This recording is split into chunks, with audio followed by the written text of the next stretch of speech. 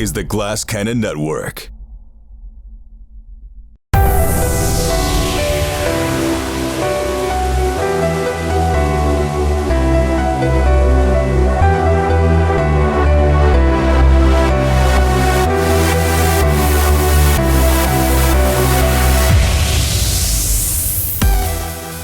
Welcome back to the Game Garage. My name is Jared Logan. I'm the Game Master.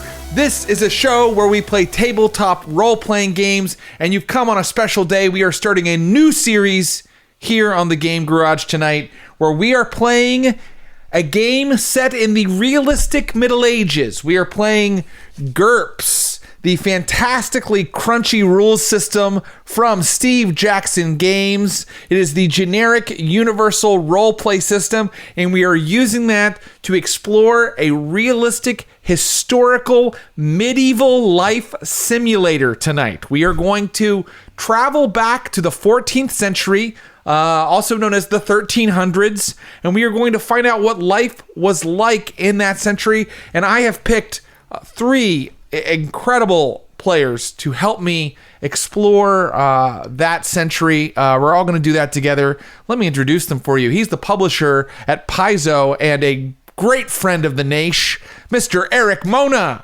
Hi everybody. Thanks for having me, Jared. You're very welcome. Thank you for being here. You might remember him from Stream of Blood. He's the man who sat in my living room the other night to watch my kids so I could go do stand-up comedy. And he's also a brilliant role player and helps me write all of my scenarios. Mr. Clinton Trucks. It's me, Clint. Hey, Jared. It was nice to watch your sleeping children. Just stand over them breathing. We're friends in real life. Isn't that exciting, you guys? Clint, you only helped me came up with the characters for this scenario because you're playing in it, right? So you didn't actually help me write this one. But I did study the history, so I feel like I know everything that's going to happen. Right. Okay. Did you really? You studied? No, I didn't. Not a thing. Okay. No. Good. Well, if you did, that's okay. Finally, the nation knows him. They love him. We're so happy that we get to play a game with him. Mr. Matthew Capodicasa. What's up, buddy? How you doing? Thanks for having me. Great to get to play it again. Yes, I'm so happy we get to play together again. This is going to be a unique role-playing experience. So first off, GURPS. Some people might not be familiar with it. I know that some of our players aren't super familiar with it, so we're going to go slow tonight. But the nice thing about GURPS is, even though it has hundreds of rules you can use, the core mechanic is pretty simple. So each of our players has chosen a character, and they're going to just be trying to roll under on 3d6. Roll under their stat on 3d6. So if they have a stat of 10 in something, they're just rolling 3d6 and trying to roll under that. That's the basic mechanic to keep in mind, Naish, if you're trying to follow what's going on. That's what all of the rolls are going to be. Here I am. I've launched straight into the rules.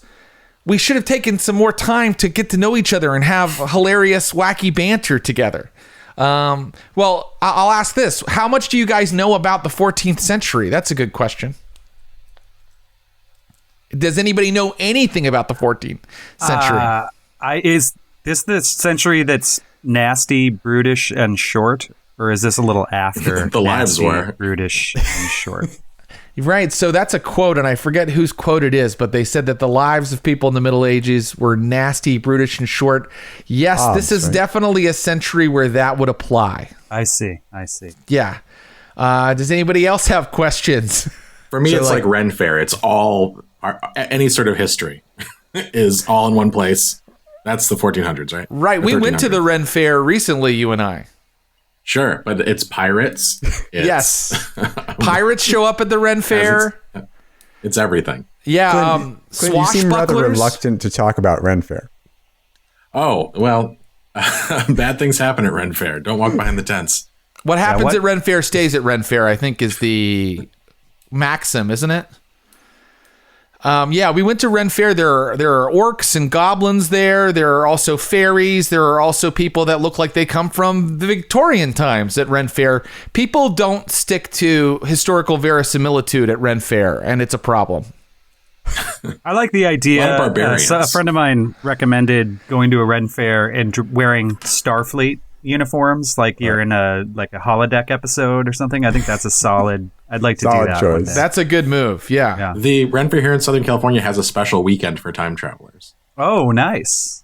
People show up as Doctor Who, stuff like that. What if you show up as a time traveler on a different day? Do they say, no, we take this far too seriously? Oh, no, you've fallen out of the stream. No, I'm telling you, they don't have any costume rules at all. I'm telling you, the time periods are all mixed up at Ren Fair. I want to go to the Ren Fair where they're really strict about it, and they're like, I'm sorry, but that cod piece is not period appropriate, and they kick you the fuck out.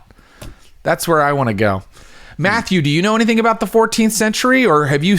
How much have you studied Middle Ages history? Not much at all. So I'm going to go purely with cultural touchstones here. So like we're talking somewhere between like Braveheart and Richard II, the play.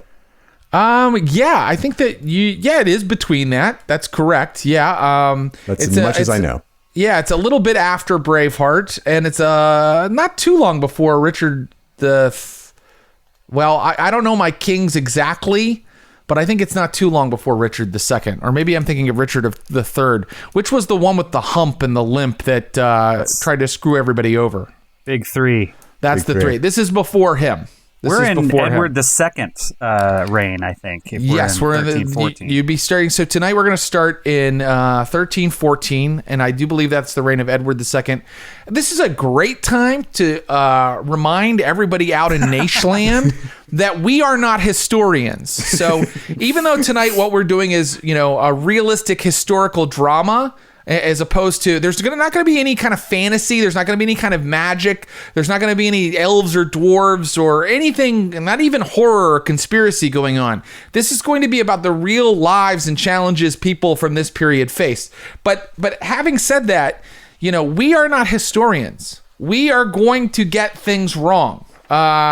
And the point tonight is not to get everything exactly 100% historically accurate. It is to try to experience some of the things people in this time period experienced as a kind of a role-playing experiment. I also wanted to say, a little bit of a word on the 14th century. The 14th century in England, where we're setting our story, is rife with racism and sexism and every other kind of despicable intolerance. So in that way, it's a lot like our modern period that we live in now. But I just want to let the nation know that even though we're not focusing on those elements in our story, on the racism and sexism, etc., we do acknowledge that they were there, that they were pernicious and awful. And we acknowledge that they do also exist in the world we live in today, and they are pernicious and awful there. Back in the 14th century, they didn't have a lot of education or access to information to uplift themselves. I wonder what our excuse is in 2022. Maybe we don't have one. All right. So having said all of that, I just want to show, I actually did research for this. Ooh. I've read some books, and I want to recommend to the Naish, if they want to learn about medieval times, particularly the 14th century, I recommend reading The Time Traveler's Guide to Medieval England by Ian Mortimer. This one is really, really exciting because it basically tells you all the stuff other history books don't tell you about. Other history books focus on, the reign of Edward II and the big decisions people in power made. This book will tell you what a house looked like in medieval England. It'll tell you what they ate. It'll tell you what kind of underwear they wore. So this is a really good book if you want to get the details. Did you know in some places they had running water? They had actual faucets in medieval England. I didn't know that. Did you know on festival days they would sometimes run wine through the pipes instead of water? This book is filled with little weird stuff like that. I also read this book In the Wake of the Plague, which is a little bit of a spoiler for what might be coming up in our adventure. Yeah, and I also read this book called Summer of Blood about the Peasants' Rebellion in the 14th century. So all kinds of things happened in the 14th century that were challenging for the people that lived in it. That's why you might subtitle this game The Calamitous Century, because it was quite calamitous. Let's talk about your characters. I want to know which character you chose, and I want to know a little bit why you chose them. So let's start with Clint and Trux. Clint, all of the characters are peasants. There are no noble people. We are all playing at the base ground level, people on the street, peasant level characters made with not a lot of points in the GURPS point buy system. Tell us about your character and why you chose to play him. For anybody who has played GURPS, can I say that we're 15-point characters, which is ludicrously low? Yes. But they're all even. They're all the same amount of points. Yeah. So the templates you gave us all had very simple sort of appellations. I took the aged peasant. I'm the old peasant, meaning I've lived to the ripe age of 50. Wow. Yeah. And I've chosen the name Leofric because I'm old, so I took an old English name, not a modern English name. Modern for the 14th century. Modern for the 14th century. And why did you choose to be an old dude? Or is he a man? Leofric is a man. Yeah. Leofric, for years of his life. Is he a man, is the question I just asked. I've chosen a masculine name and chosen to make him a masculine character. Okay, very good. Leofric worked as an ironsmith, a blacksmith in town, although does it a lot less now because he has a bad back. And instead, mostly just sits around and teaches the younger folks his trade. And Leofric is also interesting because he's one of the few people around who can read. So if people need something written, they can bring it to Leofric. So I'll just, I love everything you said there. I will just sort of refine it a little bit. I think all three of you make your living through farming, which is what most peasants did at the time. Your blacksmithing skill reflects the fact that you learned a little bit of an extra additional trade, but it's probably not the main way that you make money and feed yourself. Sure. And the fact that Not you with this even back. had, right, the fact that you even had the time to kind of learn a little bit of another skill reflects the fact that you're a yeoman or a free man. Okay, so your characters are peasants, but nobody uses that term to address each other. You would maybe call yourself a free man, and that means that at some point centuries ago, probably, the lord of the manor freed your family from servitude. You have learned a little trade. You can marry whomever you like. Lower level peasants, like what you might call a serf, or the actual term was a villain, they had the lord of the manor could decide who they married. And you can't be sold along with the estate. Serfs could actually be sold along with the farm. If the noble decided to sell his farm, he could sell the workers with it. But you guys are one step up from that. You're just one step up from that, where you have your own land that you rent from the Lord. So you pay a rent to the Lord, and that's how you sort of make a living. You keep what food you can. You sell off what you can, and then you pay a small rent to the lord of the manor, which for our game is a man named Sir Harold Hayter. Sir Harold Hayter is your feudal lord. He is a knight or a gentleman. He is not all the way up to like the level of a baron or a duke or God forbid, something like that. And he is the lord of your manor. Okay, so that said, let me ask Erik. Erik, which character did you choose, and tell me why? I will be playing Bertram, who is the pious peasant, a very religious fellow. He needs that as something of a life preserver in the chaos of the calamitous century. His father, he comes from a line of... actually, if you go far enough back, a couple of his ancestors were in the Crusades. And in fact, his father left on, I'm going to say, let's call it the Third Crusade, I think. And he never came back. So that was the first bad thing that happened to Bertram. He did sort of inherit the plot of land to serve Lord Hayter. But then, unfortunately, his wife, Beatrix, died in childbirth, giving birth to Willem. She died a couple of months after the birth from the complications, but she lived long enough to refer to their son Willem as Crumb, and so he has a little boy named Crumb who he has to care for. But in the death of his wife, he ended up seeking counsel at the local church from Agnes, the anchoress, who lives in a little room attached to the church and gives advice. And she gave him advice to go to a cave. And he went into the cave and he had a religious experience wherein he believes he saw the Blessed Virgin Mother herself. And she guided him out of the cave. And ever since, he's been sort of extremely low-level celebrity among the priests of the church. He helps out in his free time. They humor him. He's struggling financially. But they always kind of cheer him on. It's hard to tell if he's being patronized or not. But he believes fervently that he has had an experience with the Holy Mother. And it's changed him forever. And now he is more focused on his faith than anything else. I love the incredible backstory you've come up with for Bertram. I do believe, in GURPS, there are so many advantages and disadvantages that give and take away points from your character. It's a point buy system. Yes. And you have just told me that your character has a small child. Is that correct? A baby? Well, yeah. Well, let's call it a toddler, I think. Okay. Perhaps. Then I Young think Willem. We call him You have Crumb. a dependent. You have a dependent then, and I'm going to go ahead and on the fly right now. It's gonna throw off our totals so that all the characters aren't exactly matched. But since you just described this in your backstory, I think you have a dependent. Now the GURPS would want me to figure out the competence of the dependent, the frequency that the dependent will appear, whether you have multiple dependents, and use all of that to do an equation that tells me how much your dependent is worth.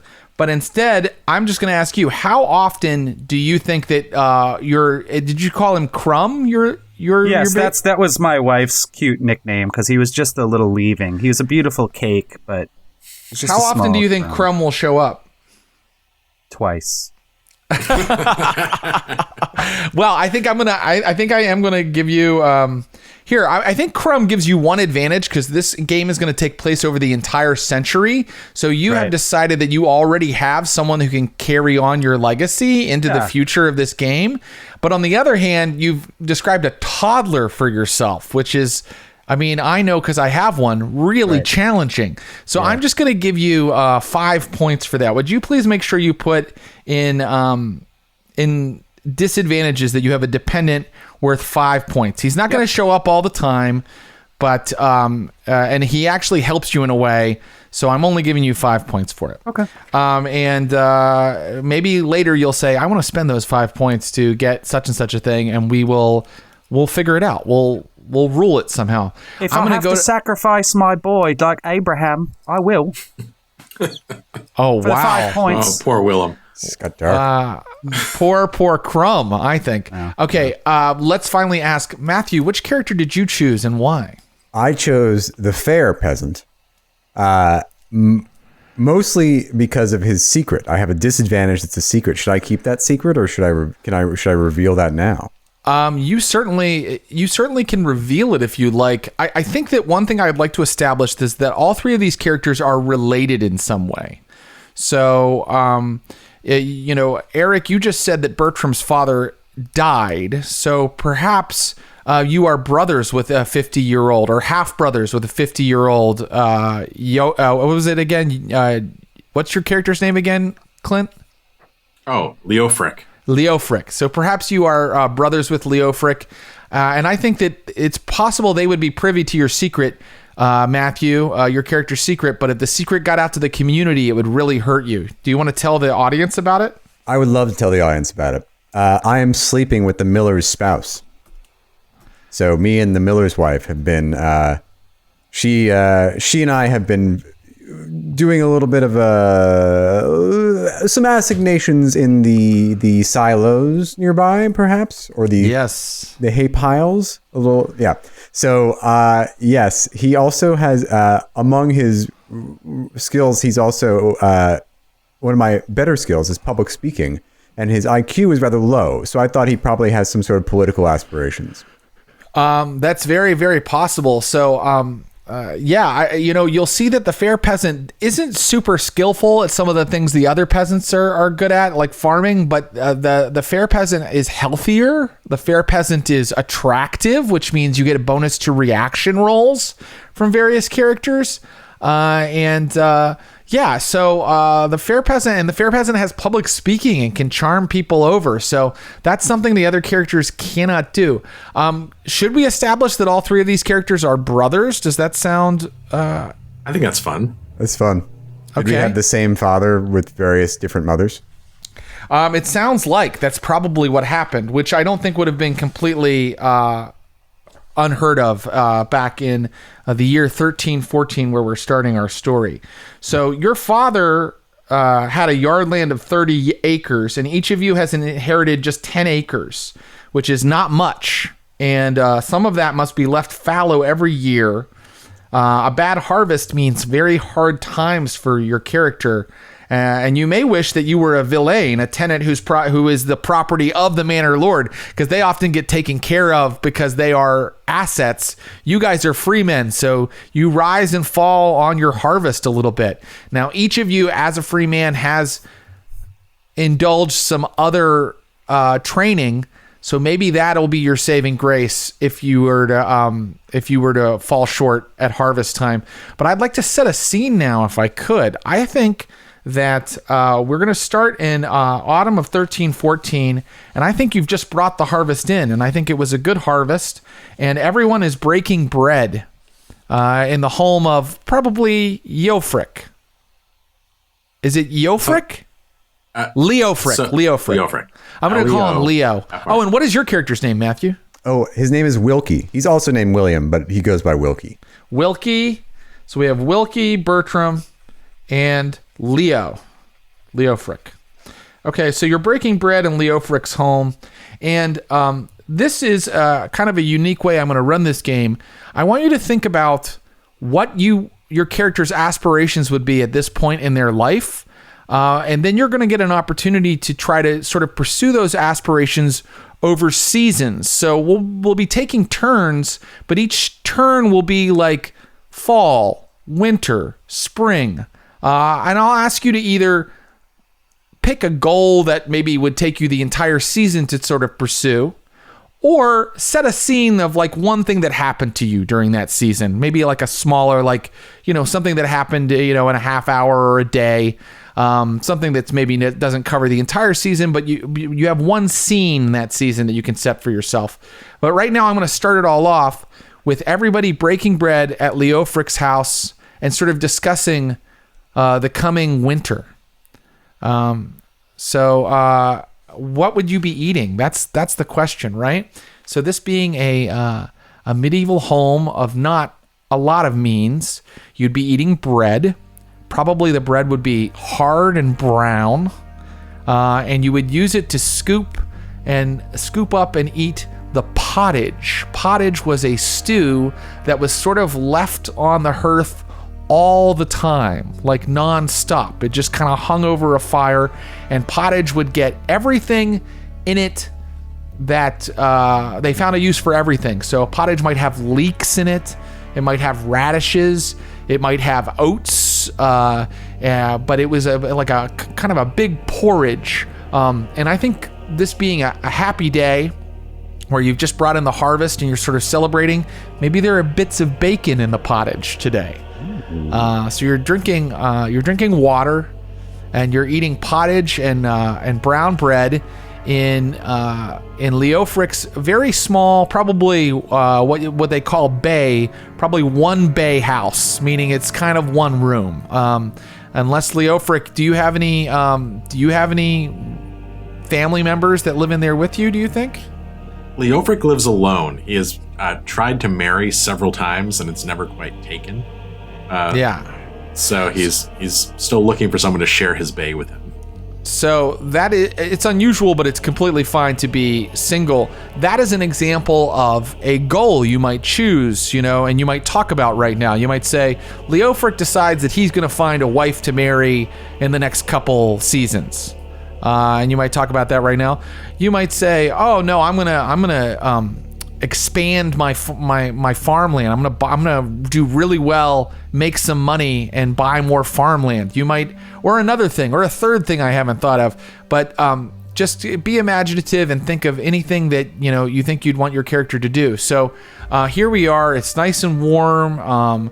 The autumn sun is setting, the leaves are falling from the trees, but the harvest has been brought in, and you're all eating brown bread and pottage in Leofric's house. Can we say grace before we eat? Dream of nothing else. Need us, me brother? too. Oh, dear brother. Well, oh, holy Lord, thank you for helping us bring in the harvest. Thank you for this beautifully brown gruel that we will soak up with our brown bread as we drink our plain water. In such a beautiful feast, such a bounty that you have given upon us. Blessed be the Holy Mother whom I've met. Blessed be Jesus Christ. And blessed be all of us, my fair brother, the even more fair Wilkie. It's so great to be all with you. The end. Amen. Let's eat. That was one of the shorter ones. Well, I'm inspired to eat. We've worked hard. We deserve a break.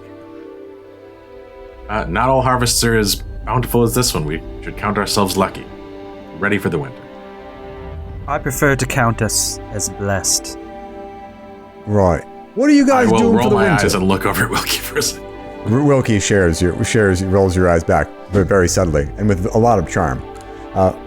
What are your plans for the winter, brothers?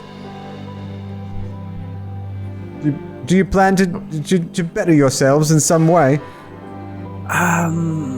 Yes, I plan to pray a great deal. I plan to teach my beloved Willem to walk in the way of the Lord. I can't read, but I've been trying to memorize all of the book of Genesis, and I'm like 3 chapters in. I want to conquer the 4th and the 5th this summer. Prove it. And what? Prove it, did you say? Yeah. We You're so smart and mystical. Well, actually, you could prove it right now. I'd like to. Your character has a skill that would probably allow Indeed, him I have to the theology skill. That's right. And you have paid close attention at Mass. And so if you'd like, you can roll your 3d6 and see if you can roll under your theology. I got a total of 6, and my theology is, I believe, 14. You probably regret what you just asked, Wilkie, because Yes. our friend Bertram now recites most of the book of Genesis while you all sit at table.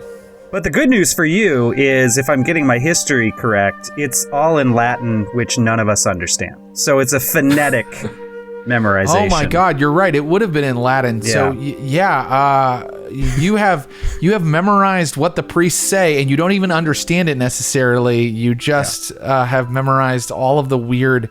Wow, that's amazing. Yeah. Just this monotone It song. just takes practice. You got to have an ear for it, and I've been blessed by the Lord. Most priests wouldn't be able to do that, but you have an ear for it, I guess. I've got an ear for it. Yeah. It was beautiful, brother. I don't know what it means, but me that's... neither. Yeah. I'm told that it's a story about the beginning of life and Adam and Eve. We all know the story, but it just sounds more like it's from God's lips when it comes from the language of the ancients. Now, Speaking Bertram to your mentioned... heart, not your ears. Yeah, Bertram mentioned that he was going to be caring for his son during the coming seasons. So we could set it up to where we kind of roll to see how that goes for Bertram. And that's a great example of a goal you could kind of choose for the coming months. But he also asked Leofric and Wilkie what they were planning on for the coming months. Well, with this bounty, we bought ourselves a little bit of time, and I think time is spent making something new. Maybe a business amongst the brothers, something to better us all. I might have a connection with the miller. You don't say. I don't want to go too far, but maybe we could get a sweetheart deal on something. Maybe you would buy a bit more of our product. And we do or do not know about your dalliance with his spouse. I think you probably know, but I don't think he knows you know. If that makes sense. I think we should be staying away from the miller. He's a man of strong shoulders and short temper. The miller needs a name, I think. And the miller's name is Godwin. Godwin. And just for no particular reason, what's the miller's wife's name? Matilda. Okay. Matilda is his wife's name. So it sounds like Leofric wants to build some sort of side business. I'm thinking, we're not going to get more acreage. Or is there more acreage to be had without buying it from one of our neighbors? You would have to buy it from one of your neighbors. Or actually, and you would still pay rent to the Lord even though you'd taken on more acreage, because it doesn't ever, unless he hasn't sold it to you outright. You're tenant farmers. So for that reason, we're on the coast, right? Yes, thank you. To be more specific about where we are in England, we are outside of Portsmouth, England, which is down on the English Channel, and it's a very important port in this time period, in the 1300s. It's an island, Portsmouth, but I think that you're all the way inland a little bit, not out on the island where the town itself is located. You're a little bit in the country where the estates of various lords could be farmed. So, I was waiting for other ideas, but I'd like to pitch a business to you. I'm listening. Are you ready? Listen. Nails. It's a growth industry. We start building nails and we can sell them to the people at port. Boats need them. The cities on the shores need them. Nails. I love it. Without exciting, nails, am I right? Our savior would never have been able to deliver us to grace. We'll sell them in packs of 3. Perfect. I can't make a profit, though. I don't want to get too wealthy. I don't want to rise above my station. Hopefully, we're only modestly successful. Leofric exchanges a look with, or Wilkie exchanges a look with Leofric. We'll be sure not to let you get too profitable, brother. Thank you. I'll do whatever I can to prevent that sort of damage to my soul. I've been dabbling. I dabble in pottery. Would that be useful to our nail business? Well, you have to give people the nails in some sort of receptacle. I like it. I'll make pots for our nails. Done. Looks like Wilkie is going to assist. It sounds like everybody's going to assist with this nail business. Look, I think that we should close the scene and then start into our plans for the winter and then the spring. So, but before we do, how do you think the night ends? Well, none of what you mentioned included any alcohol. Ah, yes. Do we have access to mead or an ale of some kind, or? It's a luxury, but I think that it's a special night, so maybe you have a little bit of ale. Wilkie ends the night drunk and maybe stumbling in the direction of the milliners. He's going to get himself killed. But let's not stop him. I will instead stay in and put young Crumb to bed while his drunken father wanders into the dark night. Oh, Crumb is Bertram's son. Crumb is my child. I'm sorry. Not Matthew's. Apologies. I have no children. We've been 3 men and a baby for so long. So you're gonna stay in. You're gonna have a quiet night in. Is that correct, Leofric? Yes. Okay, and then how might our friend Bertram end the night? Oh, I'm going to spend the final 2 hours of the evening on my knees on the hard wooden floor, supplicating myself before an image of the Holy Mother, remembering that time in the middle of a cave when she appeared to me and led me to salvation.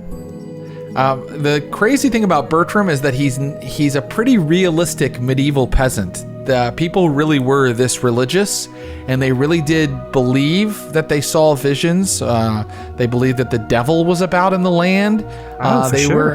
And they really, really felt that these things were a major part of their life that affected them every day. So, absolutely. So let's move on into winter. It sounded like you were going to try to kind of get a side hustle going with nails, my friend Leofric. So what do you think you would roll for the winter to try to start that up, to get that going? So I do have the skill blacksmith, and I chose nails specifically because it feels like we wouldn't need much to get started, right? Right. So if I can do my blacksmith skill, that's what I try and roll. You know, I'm gonna allow that. Here's what I'm gonna say. Normally, blacksmithing would be you have the materials and you're just crafting the item, right? Sure. But you are actually trying to find and do deals that, you know, to get the metal to like start creating the nails. So I'm gonna say that that's gonna be blacksmithing -4. Okay. I can go and for it's that. very hard to change your lot in life. I think in the modern day that's true, but I think also, especially in medieval times, it was hard to kind of change who you were. So if you're a tenant farmer and you want to become more of a blacksmith, it could be tricky. That's why I'm levying this modifier of -4. But over the winter, you try to do this, and let's see how it goes. So -4 means I'm rolling for 7 on 3d6. But I've got a little something in my back pocket if this doesn't go well.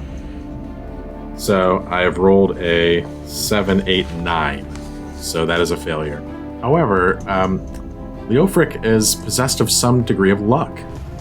So if first he fails, he will try again, meaning I get to take a best of 3 reroll. How many times do you get to do that? Once per game hour. Once per game hour. So we're playing for 2 hours today. So are you going to spend your first reroll to get these nails? I am. Okay, go for it. This could change our lives. So 7, 8, a failure. And 17. So the best I did was 8. So here's what, does your character have the struggling disadvantage? I do not. Okay, would you like to take that disadvantage and say that you've had to like use up a considerable amount of your own resources in order to procure the metal that you needed to begin this business? Would that, if I take the struggling disadvantage right now, it would give me a +1, so I made the roll? Is that what we're saying? I'm just coming up with a way that this could happen for you, but it comes at a cost, right? Yes.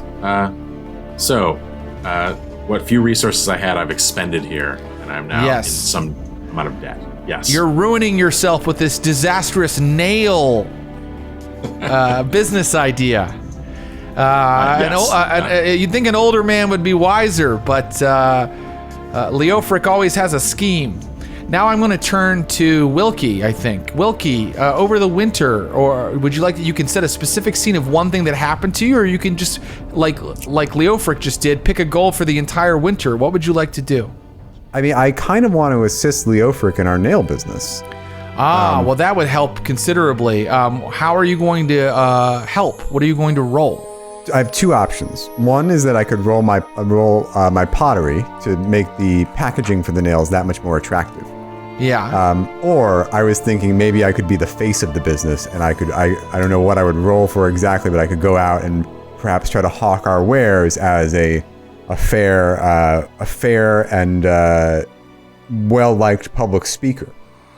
Okay, this could help. This could help considerably. I think that having somebody who is good at speaking would help procure this.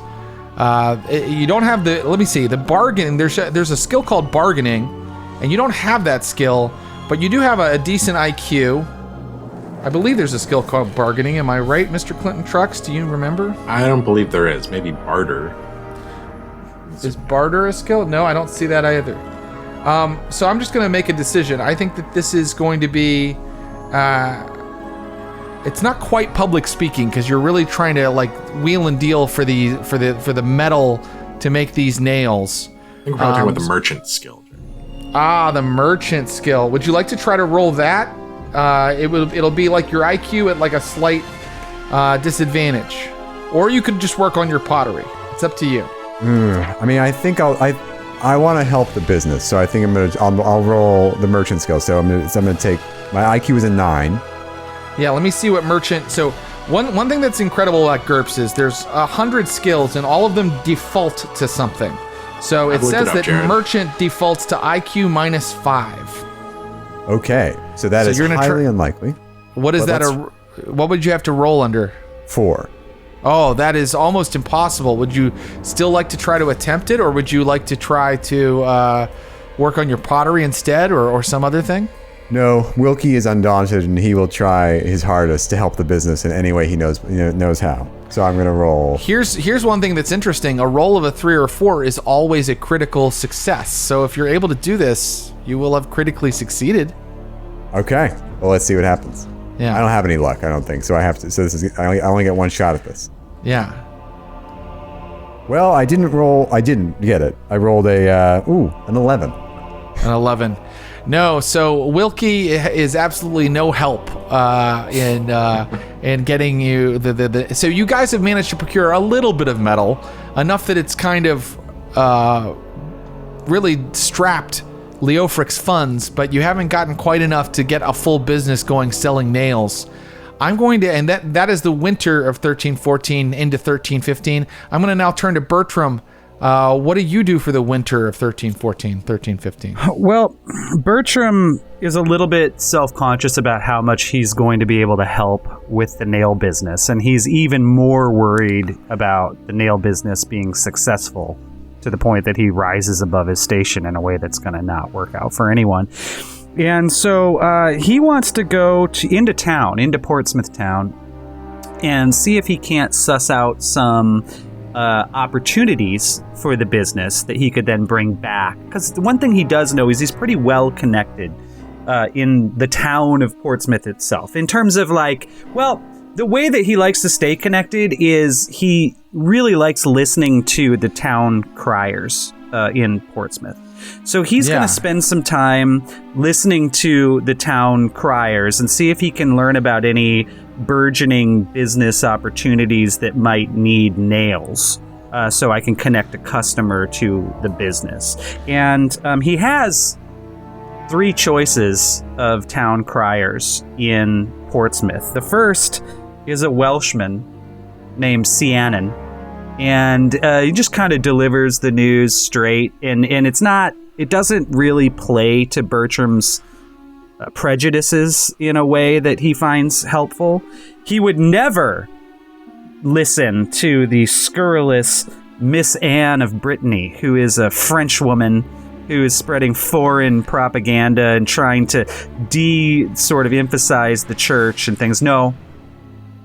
Bertram, as a God-fearing peasant, prefers Reynard, the town crier, who is more in line with the theology that he follows. So he's going to spend some time with Reynard, the town crier, hanging on every word and really just kind of listening how to behave. And if there's a business opportunity that comes out of that, that'd be great. But mostly he just wants his biases confirmed. So Reynard's like Alice Jones. I didn't know any of this about any of the town criers or any of this about Portsmouth Town. This is why it's always a good idea to play with game masters, because they help fill in and connect the dots. Erik, I think that you need to roll something for me, and if you are just listening, if you're just kind of listening for hints and ideas, then maybe you roll your perception. Okay. Your perception. Okay. Over the entire season. Let's try that. That's a 12. So, oh no, I got a 12 exactly. And then you succeed. And so, although you guys don't have all of the material you need as the winter ends, you do have some ideas of specific like markets where you could get these nails sold if you could just get them made. You have a little bit of material, Leofric, as you head into spring of 1315. So do you want to go ahead and start working the metal that you have, or do you want to continue to try to procure enough to really get a real business going? I think I'm going to work this metal with the hope that we have samples that we can then use to get pre-sales to buy what we need to make GURPS. And is anybody helping him to work this metal, or helping? It sounds like everybody is totally all in on this nail business. Is that right? It's genius. I just want to remind everybody that you do have farms to work, and so we are going to deal with that in a little bit after we find out what happens. I mean, I love this game so far. I'm on the edge of my seat about this nail business, you know? It's a growth industry. It is a growth industry. People need nails, and these brothers who probably don't even have a last name because last names weren't quite invented yet, they all are trying to improve their lot in life, and I hope that they can do it. Go ahead. Let's see if you can make these samples. Let's see how well you do, Leofric. Okay. Rolling my black. So you set up a little kind of a primitive forge in your house. Jared, I rolled a 4 on 11. Ooh. That's a critical. That's a critical. These are great friggin' nails. They're beautiful. And not only that, I think that with the very small amount of material that you had, you were able to create a lot. So you have enough where you have a sellable resource now where you could make some money. All right. And so I'll turn to, Bertram, go ahead. I dare say these nails are suitable for the Lord himself. Yes. All right. So we just need a beautiful receptacle to sell them in.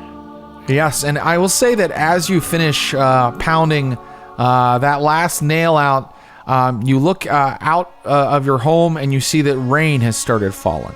Heavy rain has started spraying across the coastal plain of Portsmouth, and the sky has gone very gray. Let's go to Bertram now. Bertram, what would you like to do with the spring of 1314?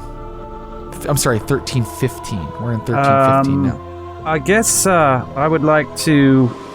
I'm feeling a little bit like I've put too much into earthly pursuits with this nail business. And so as I'm excited that it seems to be lifting off in a way, I'm also extraordinarily guilty. And so I need to go to the church. I want to check in with Agnes the Anchoress, who just lives in a little tiny room associated on the side of the church. She can't leave. Yes. She's like a brilliant, prophet.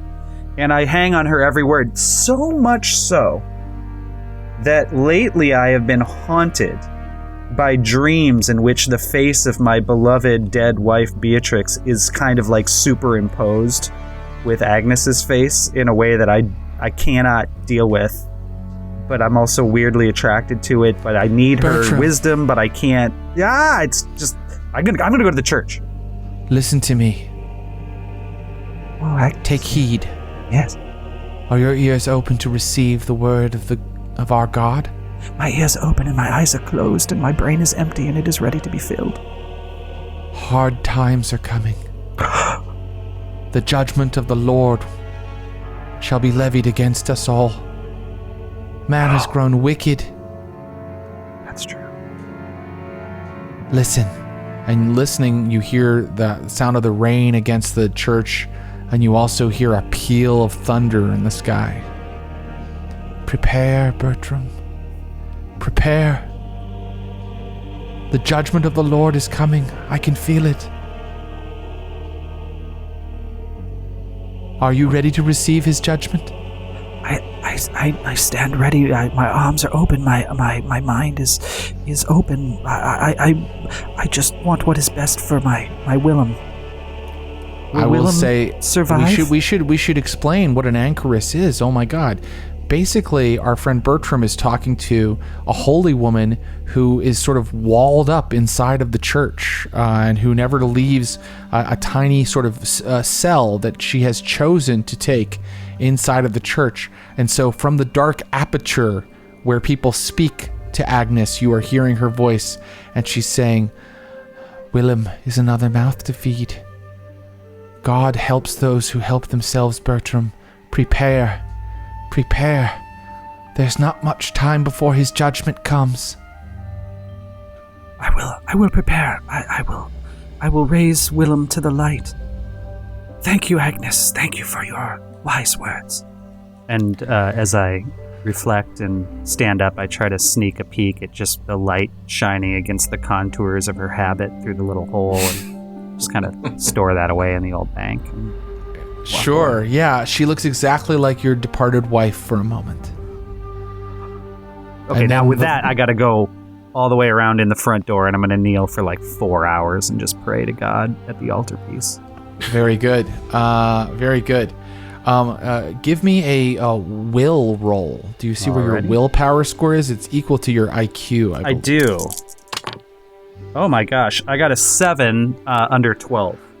So I believe that you can go even longer than 4 hours. And the priests are all very impressed by your piousness. And that is your scene for the spring of 1315. It's partly piousness, but it's mostly the calluses that I've built up on my knees and shins over years. So right. I'll take the praise. That's a key, there's a craft element to it. Yes. Sure, you have to be inspired, but you also just need to have the calluses. Yep. And so now I turn to Wilkie. Wilkie, in the spring of 1315, what do you do? Wilkie is torn because he's starting to feel old. He's reached the ripe old age of 19. And he is still unmarried, but he's starting to find that his dalliance with Matilda, the miller's wife, has become a bit more like love. And I think he's very torn. He wants to help his brothers with their nail business and make the pots he promised. Also, he needs to, if he wants to leave something behind, perhaps he can do so by creating a lineage. And he wants to try to woo Matilda away from Godric. Godwin. Very good. Well, I can tell you that there was no such thing as divorce in the year 1315. So this is murder. There is a such thing as murder, and such things did happen.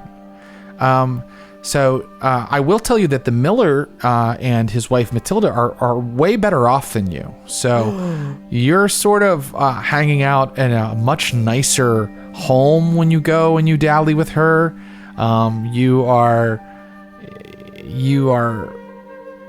You're like the poor kid that she is kind of spending her time with. So I want to hear. I want you to set the scene. You and she. Are you in her home, or are you in a meadow somewhere? I think we'd probably be in a meadow. And so I can tell you that the rain surprised you. Suddenly there was a downpour, and you both had to take shelter under a tree. Yeah, I gallantly guide her underneath a tree. I say, "This might be the perfect time to tell you I've composed a poem in your honor." Really? Really? You don't say. Let's hear this poem. I do say. Excuse me, and he draws himself up to his full height and he goes, Matilda, Matilda, Matilda, your beauty is great, Matilda. That was your poem? Yes, I composed it especially for you. That's why I used your name so many times. I could shit out a better poem. By the way, people in the 1300s had a very filthy mouths, and especially peasant folk, and talked a lot about shit and piss. And she's basically saying your poem's a turd. Well, if my poem is shit, you do better. All right, let me think. Wilkie, your face makes me smile. Your arms make me shake. Your love makes me quake. Take me by the lake. Shall we go to the lake? Wilkie is so turned on by the sheer ego trip she has just delivered him that he takes her directly to the lake. Very good. So you take her to the lake, but it's just pouring rain, and I got to tell you, the rain is coming down so hard that it's hard to just it's hard to kind of get business done outside. But do you go ahead and engage in your dalliance like this? Of course.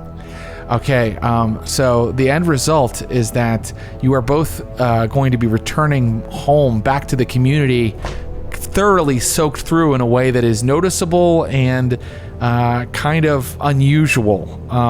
And as you are returning, we are going to go ahead and skip over the details of your dalliance. As you are returning, you see that Matilda is actually quite upset, quite agitated, worried that her husband will wonder why she has been out in the rain. All right, we can figure this out. Let's say we'll be ruined. No, we're not ruined yet. He's going to know. He'll kill you.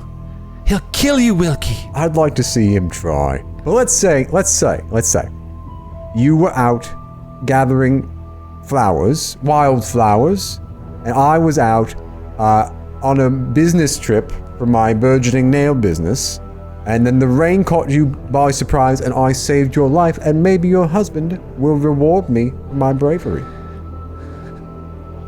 All right. Shall I tell him or shall you? Mechanically speaking, which one of us is the better storyteller? I think that's you, and I'm going to be a really nice game master and allow you to use your public speaking skill. So you arrive back at the mill. They literally live and are attached to a mill where the miller works. And Godwin comes out and is like, "Woman, where have you been? Why, you've been soaked by the rain. Boy, what's the meaning of this?" Well, you see, sir, I was out on a business trip for my burgeoning nail business that I co-own with my brothers, who you most assuredly know because it's a small community. And I spotted your respectable wife here gathering wildflowers, and then the rain caught us both unawares. And I said, the miller would be very upset if his wife died, so I will do the right thing and save her life and deliver her back home safely to you.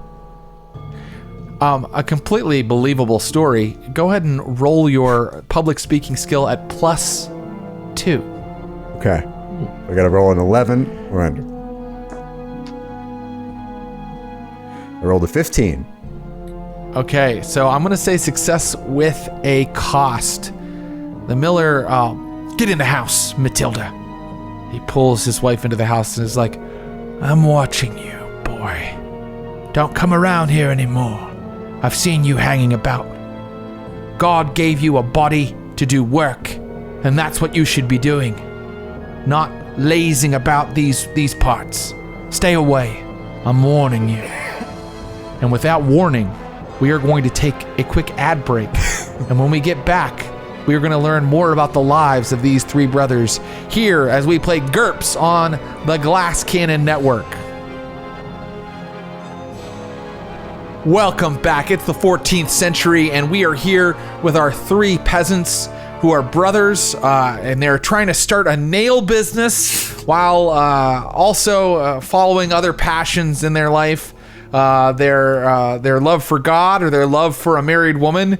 Either way, things are getting interesting as we move into the second half of our first episode here. And so now I'm going to have us arrive at the summer of 1315. And the thing I'm going to tell you about the summer of 1315 is that the rain has fallen all of the spring, and it continues to fall through the summer. The summer does not get warm. The skies stay gray, and torrential rains continue to fall and fall. And while you're off dallying with married women and in the meadow, while you're in your church praying to your God, the wheat crop, the main crop that all of you make your living at, is just being pummeled with rain. The stalks are bending. It's never getting dry. You know that wheat is ready to harvest when it's completely dry and no longer green. This wheat is just being pummeled by rain all summer long. And so before you bring in the harvest in the autumn, you have the season of summer to do one more thing. So I would like for Leofric, and let's do this quickly. What do you do in the summer? Well, it sounds like we should be trying to save what crop we can, or at least our fields. Like, is this sort of rain where like topsoil is going to be washed away and stuff like that? Can we? In fact, in some places that's already happening. There's a kind of minor flooding happening. Yeah, if we can start to wall or sort of, dike off our plots so that we don't lose everything for the next season.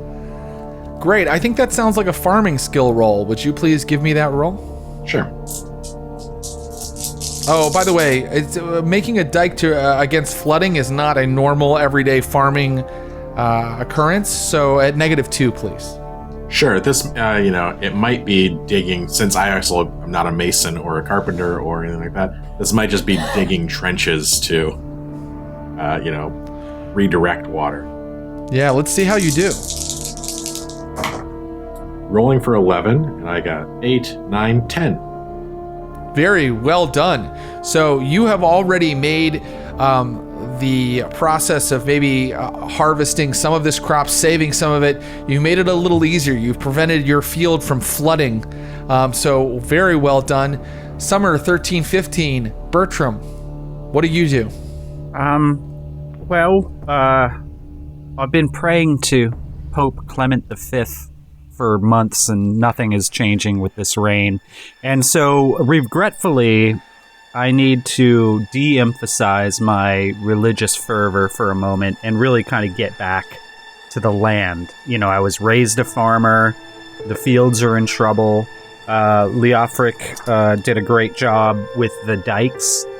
I'm going to try to use my farming skills to set up some temporary cover for some of the wheat so that it can dry out a little better. So like half the day we let it get the sun, then we cover it up so it does not constantly get rained on. I don't know if that's a good idea, but I had a dream and the Holy Mother herself was putting like umbrellas above the wheat, and I need to make that fulfilled whether it works or not. God gave you a vision of an invention called an umbrella. And so you are trying to kind of cover the wheat. My researchers didn't say that anybody tried anything like this, so I'm going to say it's probably unusual. Roll farming at -2, please. All right, so I need to get under a 9.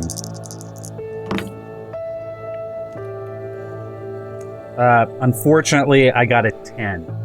Okay, so your makeshift tarps are not keeping the water out, or maybe they're not. It's raining so hard you can't keep them up. They fall down, and so the wheat, although it is not flooded because of Leofric's dike system, it at least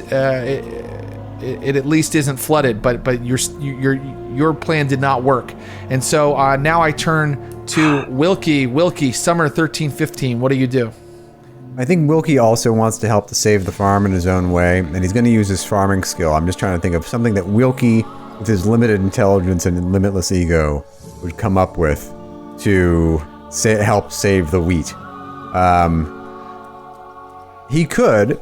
The other instinct I have is maybe we can find a way to diversify our holdings a bit, and maybe I can use my knowledge of Portsmouth to go into town to maybe find someone who, I don't know, can we parcel, like sell wet wheat for any use, like manure or something? I want to make a deal. For silage. Right now in the summer of 13-15, the harvest it's not even ready to harvest the wheat yet. So you couldn't sell the wheat. But if you wanted to use your area knowledge to find, a place that might buy something else off of you, you'd have to tell me what that is. Yeah, you could kind of find a side business opportunity that might help you when the harvest fails. You're kind of preparing for the harvest to fail, possibly, right? Well, let's just stick with the nails thing. Maybe I can use my area knowledge to find someone who might be able to help us, like expand our nail business. Absolutely. Another blacksmith, perhaps? Yeah. All right. Good idea. Area knowledge, unmodified. Okay, I got it exactly. I had to roll under an 8, and I got an 8. Oh, excellent. Okay, so you find a blacksmith whose name is Thomas, and Thomas the blacksmith is willing to he's willing to kind of go into this nail business with you, and because he sees how fine and beautiful Leofric's nails are, because Leofric scored a critical, and he's like, I'll provide you with some material, but I get a portion of your profits. I think that's essential for growth. Very good. So you found a way that you're going to be able to make some money even after the harvest fails. So let's go ahead now and let us skip to when you bring the harvest in. The wheat is bent and sodden. It does not look savable at all, but perhaps there are some stocks that can be saved. This really happened to everybody in Northern Europe, basically, in the year 1315. For years, the climate had been a bit warmer. The population had grown to just barely a sustainable amount of people eating the food that was grown. And then in the year 1315, it rained all spring and all summer and ruined the staple crop of wheat. And this was known as the Great Famine of 1315. And let us see, I now require a farming roll from each of you. And because of the dikes worked, I'm going to make you make that farming roll at only -2 to see how much crop you're able to save. All right. Is this a thing we can, we're a team, right? So we're trying to save each. And I thought that maybe you would be working your 10-acre plot of land each on your own, but it sounds like you guys have been working as a team the whole time. So yeah, you can work as a team. And we were one 30-acre plot that was split in 10, so we're also all, adjacent plots, one presumes. So what's good for one is good for the other. So,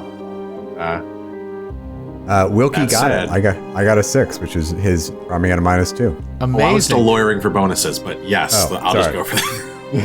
Oh, that's okay. Wilkie got it. That's excellent. What about you, Leofric? What's the bonus you want to lawyer for? Teamwork is what I was sort of going for here. Okay, I will say that even with the help, there's a lot of land to work for 3 guys. I mean, so I think that we're the 10 acres that Wilkie was kind of in charge of. He's done pretty well. He's managed to salvage as much as you possibly could. So last little bit of lawyering with 3 adjacent plots. Oh, this is why Jared hates me. I know. Clint is always like, and here's why you didn't hit my character, an essay by Clinton Truck. So, with 3 adjacent plots, if we're all working together, it's possible that some plots have fared better than others, and we might do ourselves a favor by letting one that sits on lower ground just go, and then attempting to truly save, 2 others. Is that okay? So, do you want to just work on Bertram's plot? It looks like Wilkie's plot is okay.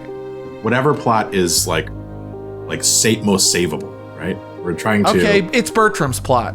Great. Oh, it's by the grace of Mary herself. It was the awnings. So you're abandoning your plot to work on Bertram's plot.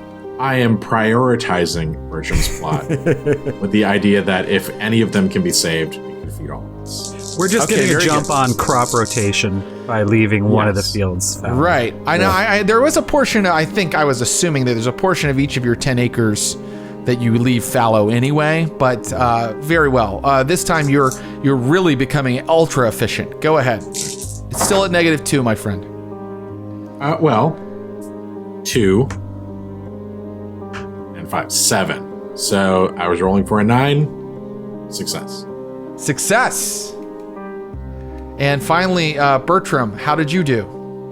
The Holy Mother has also blessed me with a 7 under 9, so success. Oh my God! God be praised. It was so. We're going to live. You are going to live. You are going to live. Here's how long you have. Business will plummet. I'd say that since you all have a success, we're going to see how many seasons worth of food you have, and then the money you made you're going to make from the nails is just in addition. So let's see. I think that each of you can roll 2d6, and that's how many months, seasons of food you have. 2d6, and that's how many seasons of food you have. Each of us roll? Yeah. God be praised. Yeesh. Well, how'd you do? I did terribly. I rolled 3. Okay, so you only have 3 seasons worth of food. How about you, my friend, Erik Mona, playing Bertram? I have been blessed with an 11. God has so you shined a ray of sun through the clouds for us. You have crops to sell. Yes. And how about you, my friend, Wilkie? Young Wilkie rolled a 9. A 9. Okay, so there's a lot of crops to sell, and I think that since you said you were all working together, that means that you can definitely get through to the next harvest and sell the rest, right? Sell what you don't need, and then pay your rent easily. So when Sir Harold Hayter comes for his rent, even though it's been a terrible harvest, and you see many of your neighbors crying out and cursing as they bring their crops in and bring a meager stores of wheat into town for selling, you guys have a full cart, and you have no problem selling it off and paying your rent to Sir Harold Hayter. So I'm going to just skip ahead a little bit then. I think that over the next couple months you have plenty to eat. The famine hasn't affected you yet. So as we enter winter of 13-15, 13-16, what do you do, Leofric? You have plenty to eat. So if it's winter, then I should be working on the nails. So I will. Okay, great. Is everybody going to continue to work on the nail business? That's completely fine. Wilkie, are you going to continue to work on that as well? Yeah, I think now that I brought in our partner, I think he'll double down. I think maybe he's decided that the only way to win Matilda is to become successful and wait for the miller to die. Well, the miller was ruined last season. Yeah, I hope the miller was ruined by the Yes. Ouch for him. In fact, that's what you notice is that in the winter of 13, 15, 13, 16, Matilda comes to you, Wilkie, and says, "We're ruined. There's not enough food. There's not enough wheat to mill. We have nothing. Nothing to sell. What do I do, Wilkie?" Do you have your mill? Would you sell your mill? And then do what? Sell ourselves as serfs to the local lord? Is Sir Harold Hayter looking for a new villain? I would never wish that destiny upon you, my dear, but your husband is a bit of he's a bit of a prick. And I won't hide my contempt for him. He was rather short with me when I saved your life, or at least that's what he believed. How is it that God blesses you and punishes my husband? He's not done anything wrong. We're the ones. My sin has brought this down on my husband's head. Yes. Well, here's how I see it, and I haven't checked with my brother or the priest about this, but I got it in my head. I think it works out. You see, we're all God's children, and if God is all-powerful and all-knowing, and he decided that you and I should fall in love, then obviously that's God's plan, for us to be in love and we shouldn't fight it.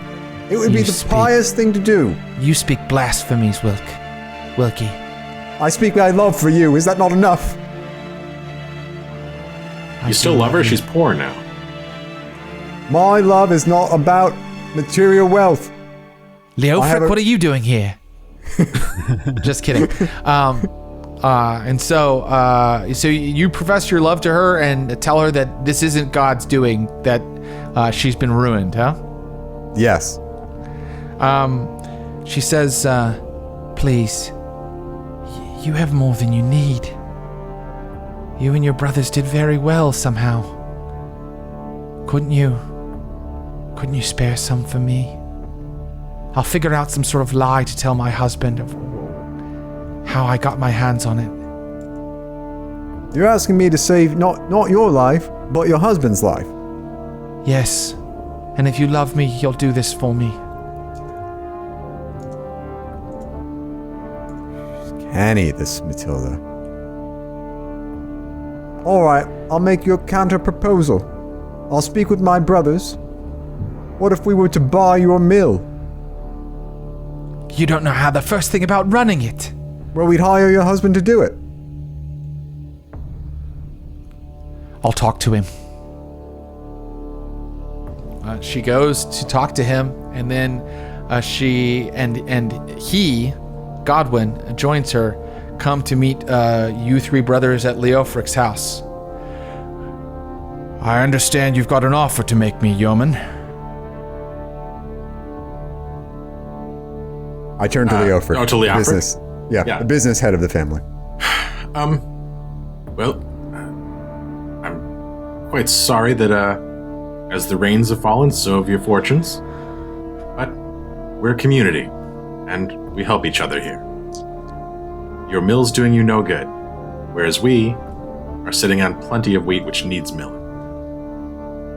This might sting some, but would you say for 1 year's worth of wheat to mill, we take ownership of your mill, and you simply pay us a small fee to continue its operation. You and your wife will be able to live wherever you continue to live and do the work you continue to do, but your livelihood will enrich us all. Very smart having Leofric make the pitch. It was very well stated, well role-played rather, and on top of that, he really did not want to hear from the guy he doesn't like, Wilkie. So I think that you can make an IQ roll, and this is sort of merchant, but I'm not going to make it quite so hard as IQ -4. I'm going to make that an IQ -2, Clint, to see how well Leofric does in getting this guy to accept this deal. I have the +1 status respected community elder for being an advanced age of 50. Will that respected community status aid me in this negotiation? Yeah, make it just a -1 then. All right. This could be huge. This could be 9. huge.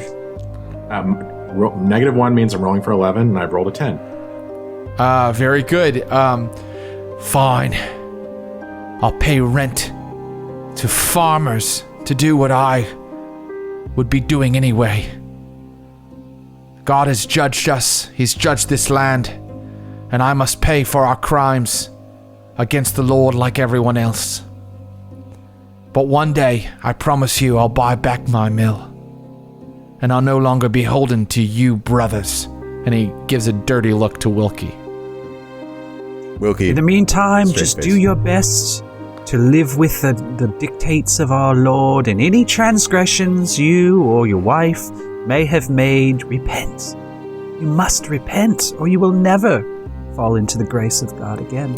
I'm a man of God. I follow his path. My wife, I hope that she hasn't made any transgressions. Matilda? Yes, Matilda, have you made any transgressions against I can't think of any. I can't think of any, but right now I have to roll my IQ at -4 to not blush. Deeply. And I fail miserably. And I fail in such a way, because I rolled so high that I critically fail, and I run out of the house crying. Well, now's a good time as any to begin the path of repentance, wouldn't you say, Mr. Miller? I'm sorry, Godwin? We have a deal. He shakes Leofric's hand, and he marches out of the house after his wife. Let's skip to the spring of 1316. Well, now that we've doubled down our investment in the wheat business, let's just hope the rains let up and we're not ruining it Guys, forever. we're diversifying. We're farmers. We're getting a little bit of the mill money. GURPS gives you tools to where we could get really into the economics of all of it. But I think that what has happened is you have not only a nail business, but you now have a miller that's paying you rents. I'm not even sure if that's legal. Historians, could a yeoman farmer buy, and it sounds legal to me. I'm going to allow it to happen. So you have a lot of money coming in, a lot of silver pieces coming in.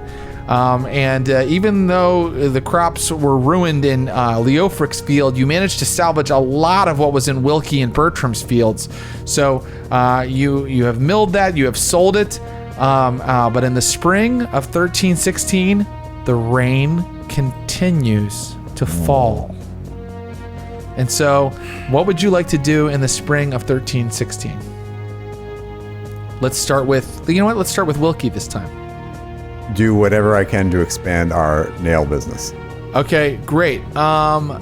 You would need to, I guess, you already teamed up with this blacksmith, Thomas, and he says the nails are selling well. You've got to move into a different item. Oh, okay. Yeah. Perhaps we can move into pots. Yes. Sure. Yes, perhaps you can start selling pottery along. So, there's a market day every day in Portsmouth. And so far you've been selling nails alongside Thomas the blacksmith. But now you're going to try your hand at pottery. So first, in order for it to be a business, you have to get your hands on the material you need. Plenty of clay, although clay has to be a little easier to get your hands on than metal. So I'm going to let you... we're on the coast, right? We can just go dig for clay. I can just go dig, right? Yeah, I'm hale. I'm healthy. Can I just go out and just forage and find a great clay deposit that I can just dig up and carry back? Yeah, maybe you can. Why don't you roll IQ for me? And if you can succeed in that, you have found that clay deposit. Oh, actually, area knowledge would be more appropriate and probably a better roll for you, possibly. It is worse, but based on how I rolled, it doesn't matter because I rolled an 11, which is over both an 8 and a 9. Okay, so you're not quite able to get the pottery business up and running yet. Bertram, what do you do here in the spring of 1316 when it's still pouring down rain? Well, during a family meal, fairly early in the season, Bertram's been quiet for a couple of weeks, and finally he sort of pipes up and he says, My brothers, I have spent much time in prayer and contemplation. For the last year I have been pleading with the Holy Mother and with God himself to relent from this rain, but he has not done so. It is so unlike God not to answer my prayers, and so it must be that the rain is part of his divine plan. So instead of begging that the rain stop, we must adjust our plans with the assumption that it will not stop. Noah did not look into the sky on the second day and expect that the rains would end. They continue. And so he planned accordingly, as must we. Have I ever told you the story of the day that I met our Holy Mother? Which, by the way, he's told 150 times. There I was, bereft after the loss of my beloved Beatrix. My faith was starting to wane, and I went to the anchoress. I went to the anchoress, and she instructed me to seek out the word of the Lord in Pilger's Cave. And so, I wandered to the cave. And wandering around in darkness, I became lost. 3 days I spent in that cave before I wandered into a room that was bathed in a beautiful, holy light, like sheets growing upon the walls of the cave. And in the center, the answers to my prayers. I was starving, and there, a profusion of toadstools and mushrooms. There, like a great banquet feast, and I fed, and I ate all of these beautiful, life-giving mushrooms, and it was only then when the Holy Mother herself descended from the light to have audience with me, and she guided me like a beacon from Pilger's Cave, back to Portsmouth, back into the light. So our new business is mushrooms. It occurs to me as I've been praying that cavern was quite damp, and those mushrooms grew in great numbers. Perhaps we can dedicate a portion of my field to cultivate mushrooms, which surely would survive in the rain. So Bertram would like to use his farming skill, Yes. to build a portion of his field that and just see this year if maybe toadstools and mushrooms, good eating, Yeah, absolutely. with some reservations, some asterisks. And he's just going to try and see if he can't grow some mushrooms. Farming at -4 because it's a different type of farming. It's a very mycology is a bit different. Holy God, please let me roll under an 8. I will continue to be your servant. 10.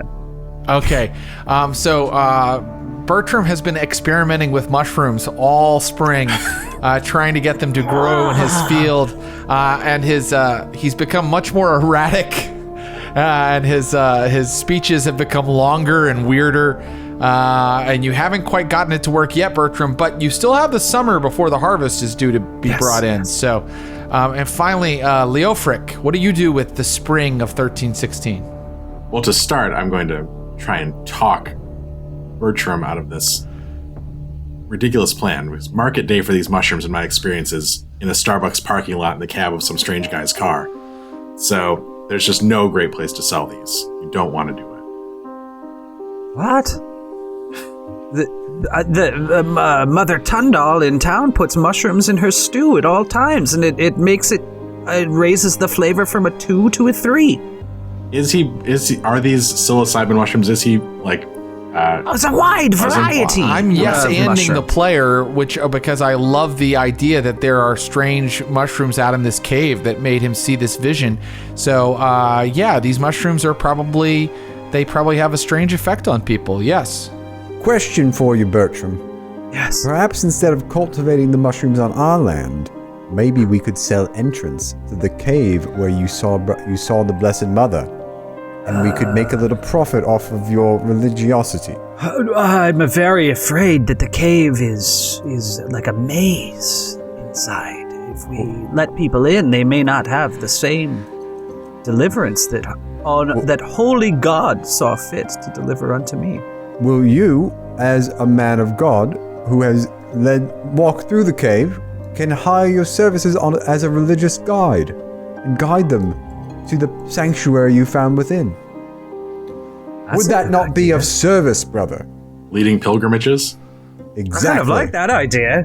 Yeah, and I could have little Crumb, and he could be our torch boy, and he could make sure that the light never gutters out as it did for me all those years ago.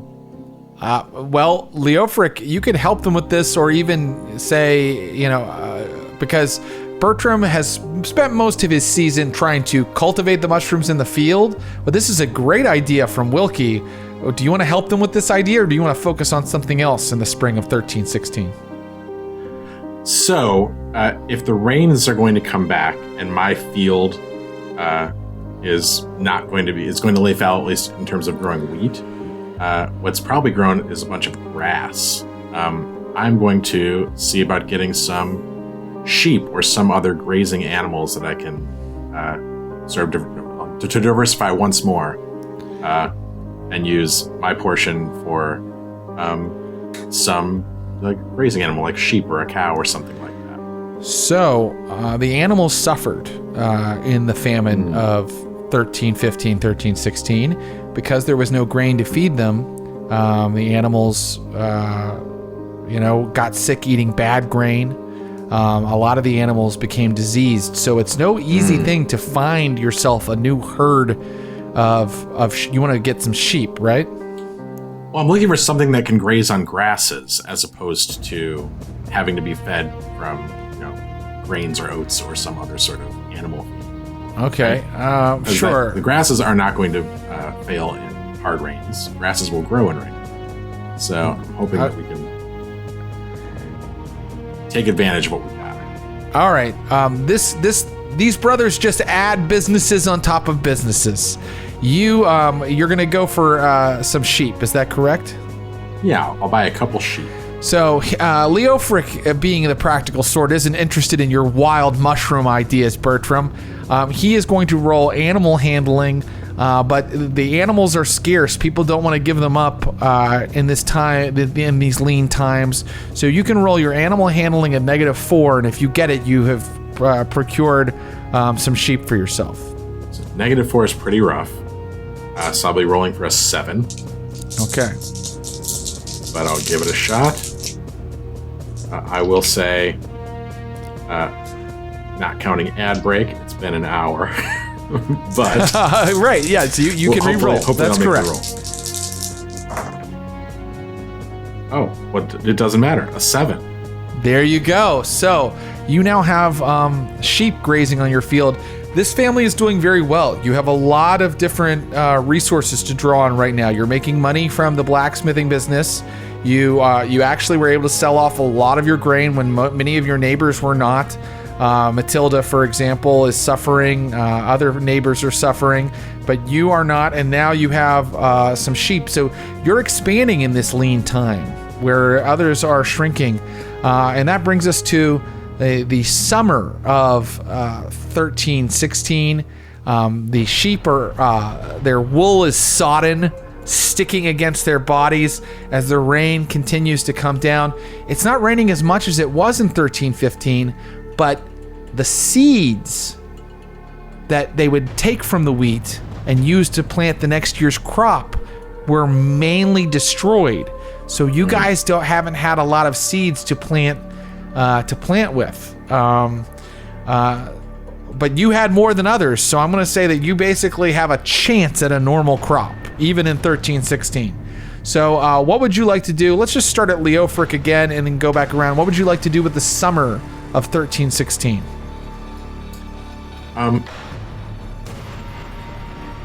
Because we've diversified and there's just the 3 of us, and I know that the community's on hard times, I'm going to try and bring in some help, meaning young, unemployed, uneducated folk who need work to come and help us be extra hands at these businesses.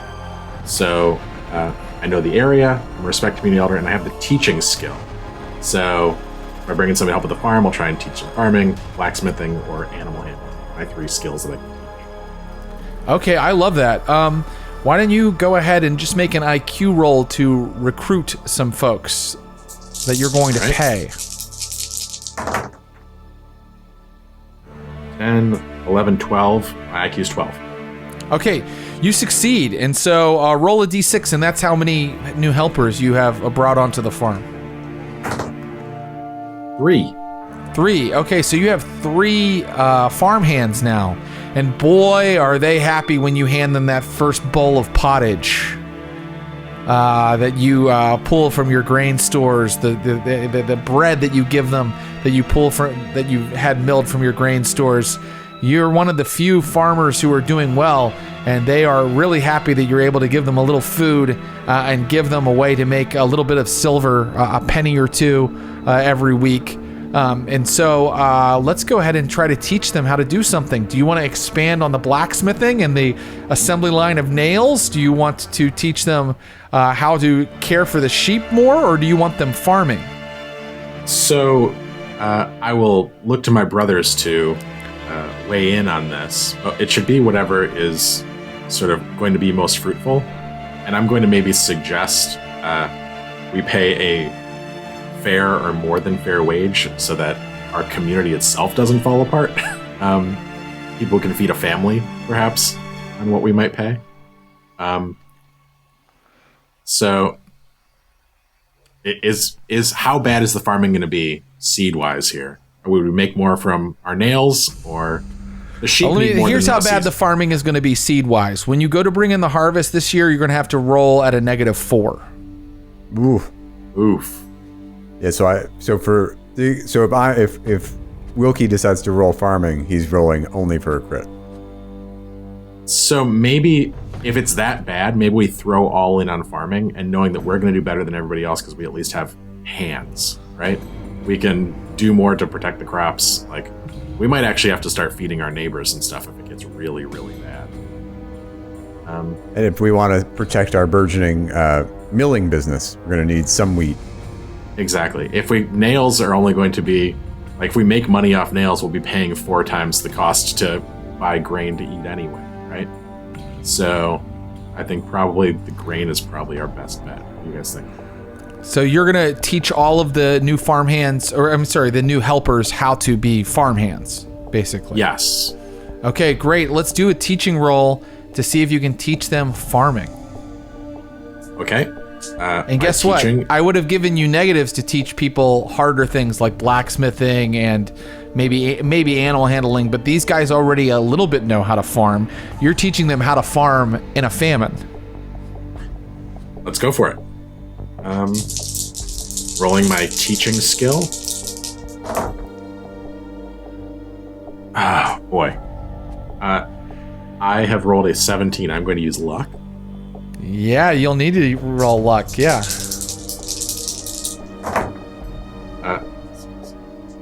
10, which is a success.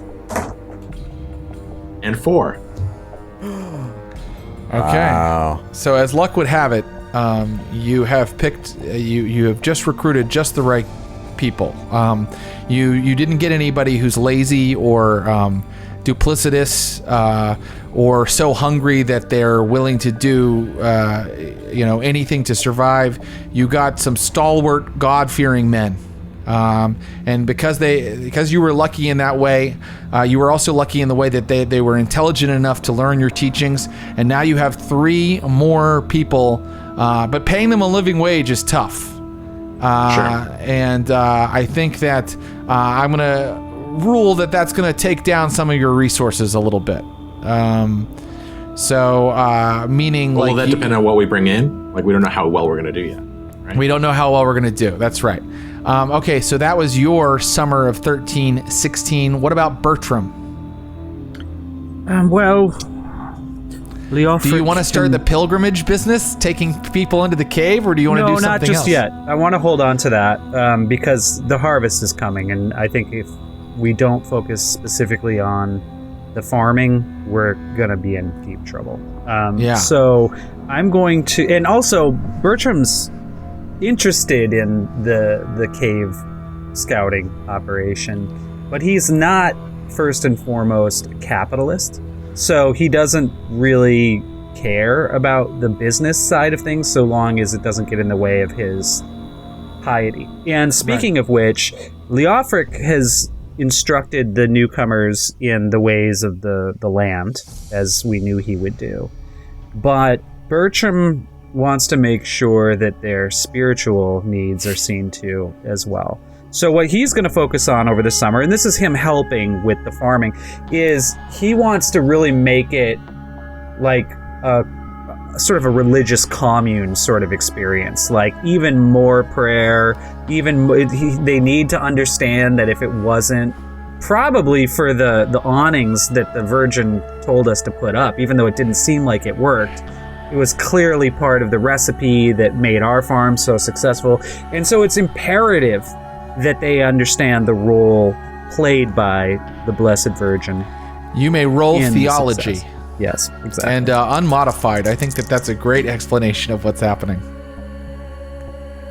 I got a 13 and I needed a 14. So there you go. All right. So this has become a very religious farm. And every morning the 3 farmhands are waking up early to pray alongside Bertram. And then every evening they are spending hours in prayer with Bertram. And if you think about it, like these 3 men were starving before they came to you. They really believe that God has judged the earth because this rain is falling everywhere. It's falling as far away as places they know about. This rain is falling because it fell over all of Northern Europe, and so they really do think it's God's judgment, and so it really does make sense that they would be extra motivated to pray alongside Bertram.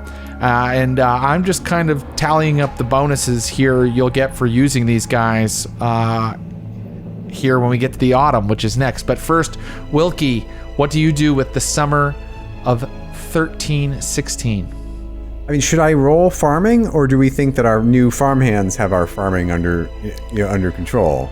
Well, these two, both Leofric and Bertram focused on that because the role to bring in the crop this year is going to be really tough. If you think that they've handled it, then you don't need to do anything else to help. If you do want to help, you need to tell me a specific way you are helping, like these two have just done. Okay, I'm gonna set this up. So I think Wilkie also has a secret passion besides pottery, and that's cooking. He is the one that always makes our pottage. He's the one that's always experimenting and throwing in the radishes, for example. That was a Wilkie innovation. So yeah, we're as you point out, we're trying to move the flavor level from like a 2 to a 3. Yeah. Wilkie wants to get it up to like a 4. And Sinful.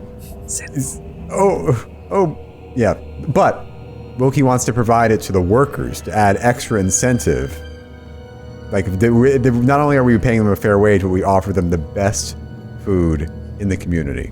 So if you work here, you're well fed. He wants to further motivate the farm workers to help with bringing our crop with a cooking role. In seeking clay, you found some sea salt that you could add to the to the pottage. Oh, so you feed these farm hands every night really well, is what you're telling me. Yeah, or I'm gonna hopefully roll to hopefully, yeah. Let's see how it goes. Go ahead and give me that cooking roll, unmodified, I think.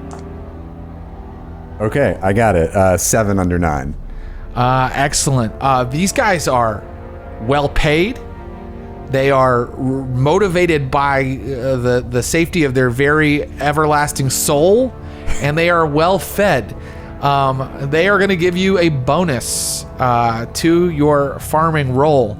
And so here we come to the autumn of 1316. Oh, you sure is a great cook, Master Wilkie. Just tell your friends. Don't forget, thanks be to God. And thanks be to God for providing this food. We should invite, our tenant Miller and his very lovely wife to come join us for a meal at this harvest celebration. Well, perhaps once we've brought in the crops. But now I feel fortified by food, and I will go and do God's work out in the fields. This is Robert, one of your farmhands. Are they all named Robert? 2 of them are. 2 of them are named Robert, and one is named Drustin. And maybe you call tall Robert and short Robert.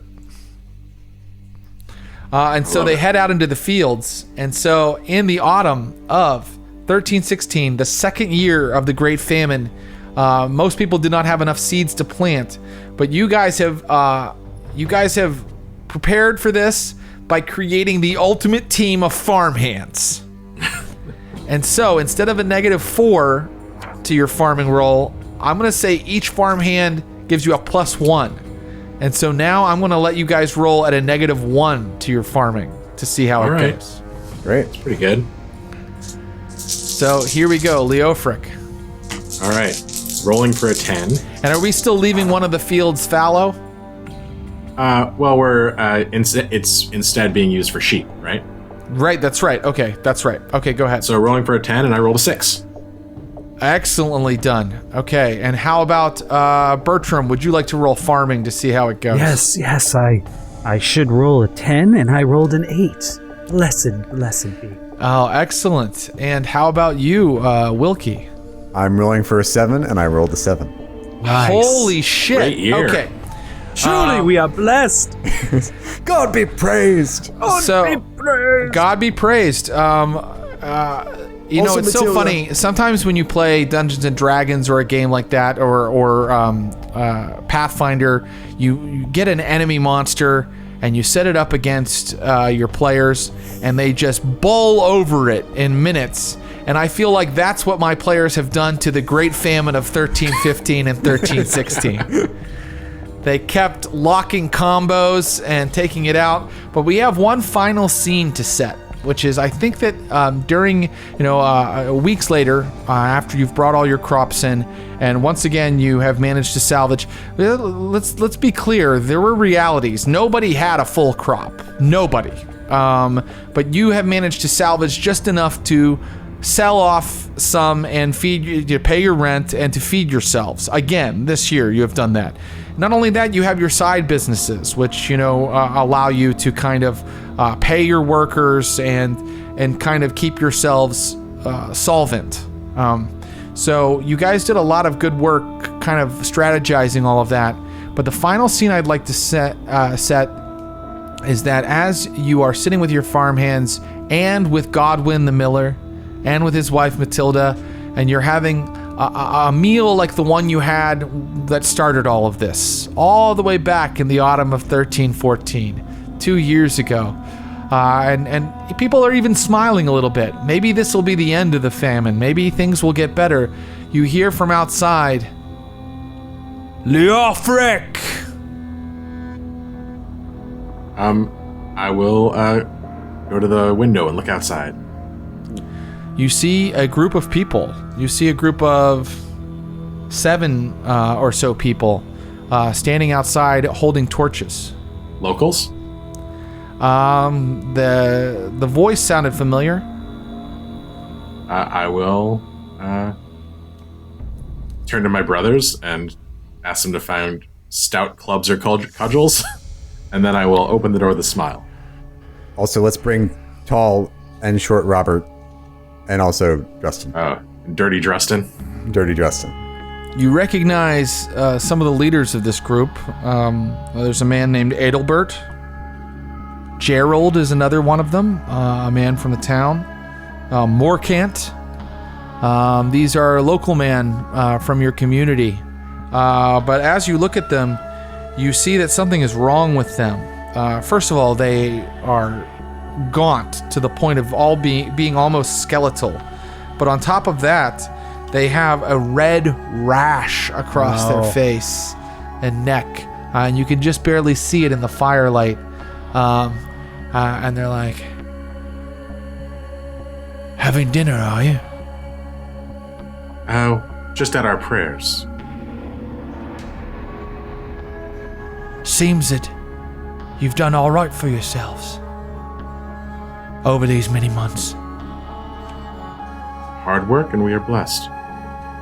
May we offer you a bowl? See, I want to know why it is your family thrives and mine dies. I can tell. It is, I lost Edwin, my wife. I did not know, but I'm sorry to hear it. And my son. I'll put my head down and cross myself.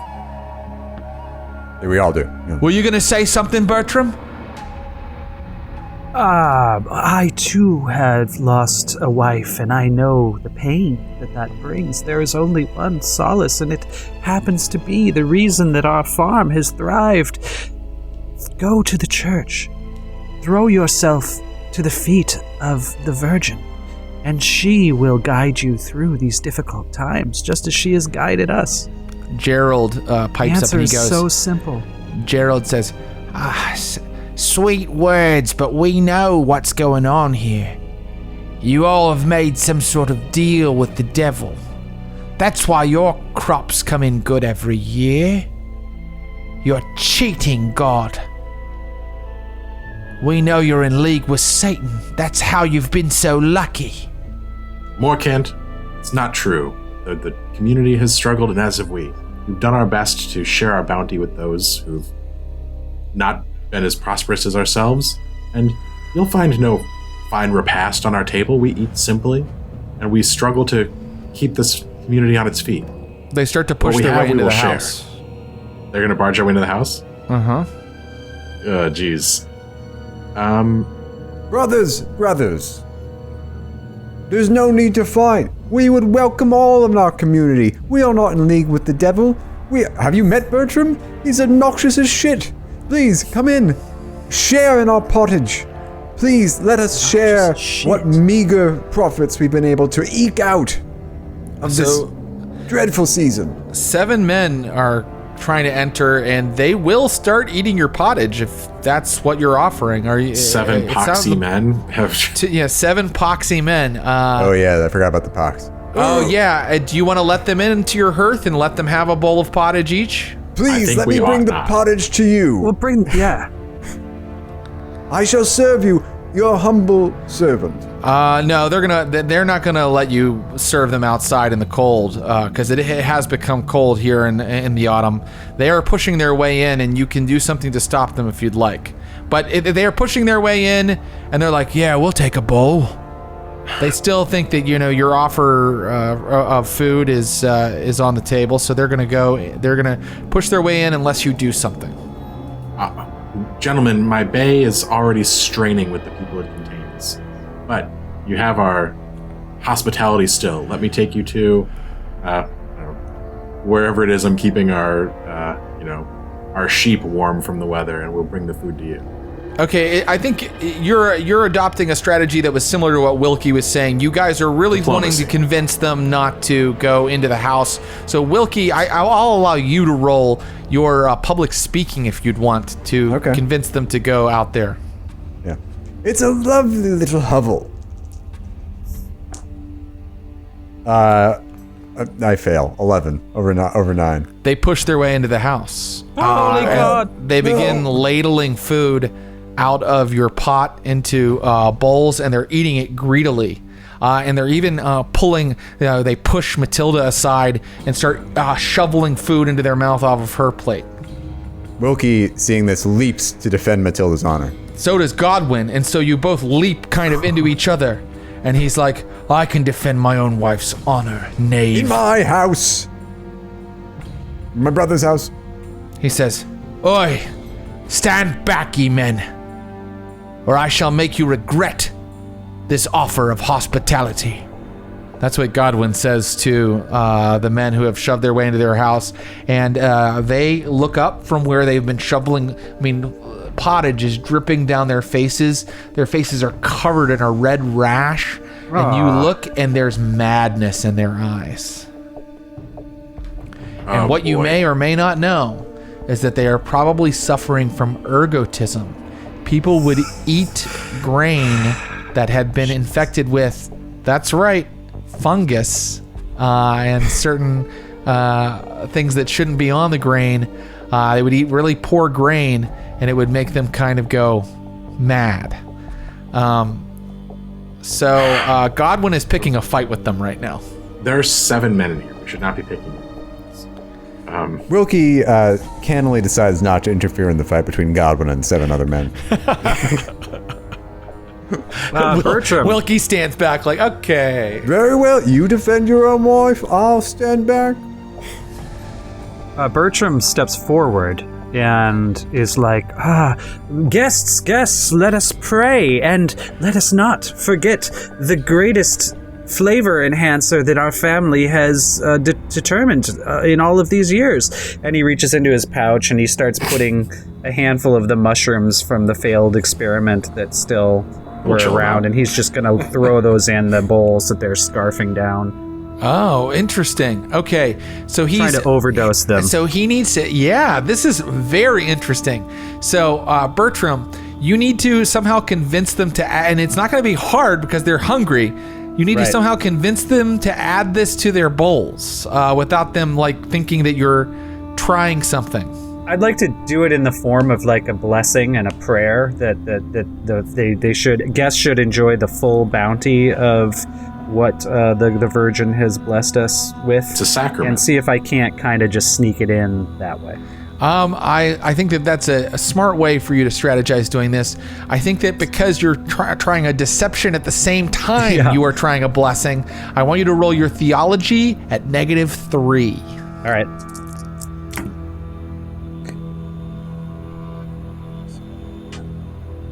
I got it by 2. Please give them the blessing. Oh, may the Blessed Virgin show you, as she has shown me, the wisdom of cooperation and hearth and family and home, and let us not devolve into gluttony. Let us share. They grab the mushrooms out of your hands. More. Three of them. Yes. Oh, yes. Yes, bless us. And I kind of look over at my brothers, and I'm all... And Godwin starts trying to take one, and I'm like, no, Godwin, I think you've already had enough. Is there... Let him have one. Is one of these men the leader? Yeah, the leader was... Gerald? The leader... it wasn't Gerald, it was Adalbert. Adalbert. Okay. I'll keep an eye on Adalbert, and if things go super south, maybe we can't fight 7 men, but we could beat Adalbert to death in front of 7 men, and maybe they won't want to fight. With his years of experience and having seen many dark things in his lifetime, Leofric prepares to attack. What are you going to attack with? What are you getting prepped with? My hammer. He pulls out his blacksmith's hammer and holds it behind his back as he watches the men eat. But soon, you see that they are acting strangely. They're behaving differently. They slow down. They slow way down. And now they're licking their fingers. I sees it. The Virgin Mother. Just like you said, Bertram. What are you talking about? I don't see anything. Look into the fire. Look into the fire, Gerald. Look into the fire. Yeah. There she is. She's so beautiful, isn't she? And the men are all kind of like holding their heads. One is humming softly. And Adalbert, the leader, is just looking into the flames of the hearth and going, so beautiful. So, if they have become tractable, let's sort of calmly lead them maybe out to the animal pen, set them up somewhere nice for the night. We've basically emptied our pottage pot, right? Yeah, it's in fact it's laying on its side, and a lot of it has spilled out onto the floor, onto the rushes of the floor. We had a good year, but we are still struggling. So that hurt. 7 more mouths. Let's not kill our neighbors either. Maybe a good meal will do them well. But let's get them out of my fucking house. A good meal and a vision of the blessed mother. Yeah. Give me an IQ roll to lead them out. Me? All right. Yeah, you're the one whose idea it was. Rolling for a 12, 8, 9. You manage, some of them fall into a deep slumber. Others are kind of in a trance. You manage to lead them out to the sheep shelter and cover them in hay. And when you awaken the next morning, the sun dawns bright. There's a frost on the fields. And only one man is left inside of your hovel out there for the sheep. Only one man, and he's dead. With a huge smile on his face. God, you gave him his final meal. God. Well, hopefully the people went back to town with word that we are not consorting with the devil, which was my concern. Well, you handled that well, and you handled it brilliantly, and I think that is where we will stop for today. With a dead man smiling in your barn, and plenty of food on the table the next morning. Guys, we had a good couple years. Just the first hint of an itch. I cannot believe I had all these starvation rules. I looked at GURPS has starvation mechanics, and you guys just were like, fuck you, farming roll, and you just made it through one of the worst disasters of the 14th century pretty much unscathed, and you handled that last encounter well too. So congratulations, excellently played, brothers, excellently played. I think Give it's credit a to function of teamwork the man above. and the good Lord. I credit my love for an unnamed person. So our next session will take place over 10 years in the future. Oh. So you may either only one of you has a child that could age 10 years and be played. Nobody else really pursued marriage or getting procreating that hard. So these characters will be that many years older unless Bertram wants to play his son Willem. So let me know, Bertram, if that's something that you would like to do. All right. And then oh my God, the aged peasant is going to be very aged at that I'll be point. 62. Venerable. Well, it might be more than 10 years. I have to check the exact dates of when the next event happens. I know that with the aging rules, there are rolls that will need to be made to see how many stats I lose. Well, I can't wait to see what happens next time. We will deal with another calamity that befell the 14th century when we come back next time. But right now, I just want to say thank you to these excellent players, Erik Mona, Matthew Capodicasa, and Mr. Clinton Trucks. Thank you, and I'll see you next week.